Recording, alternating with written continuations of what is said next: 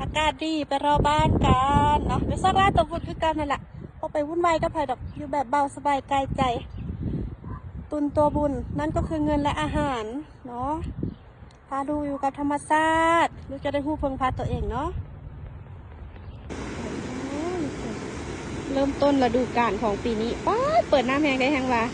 โอ้พอยิ้มหวานไทยพอถึงอกถึงใจเห็ดประหวานแซ่บๆเด้ค่ายแรงคนกันเริ่มมาละพาลูกพาหลานมา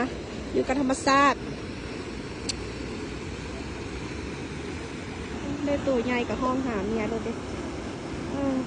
คนนักอยากโชว์เมียภูมิใจได้โชว์ลูกโชว์เมียอื่นไม่ต้องโชว์หรอก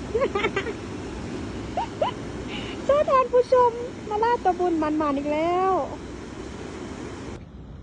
เริ่มต้นปีนี้น้ำลายค่ะบรรยากาศ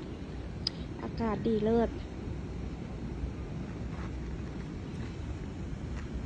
เขื่อนน้อยๆพอได้หาอยู่หากินฟังเสียงธรรมชาติฟังเสียงน้ำเสียงลม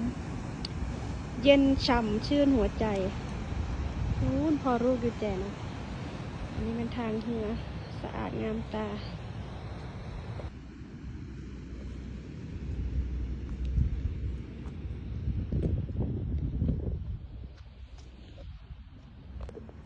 วัยรุ่นอเมริกาค่ายแรงพากันมาตึกป่าอยู่กับธรรมชาตินะ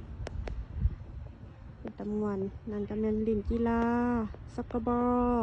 บานเตนั่นเองเนาะ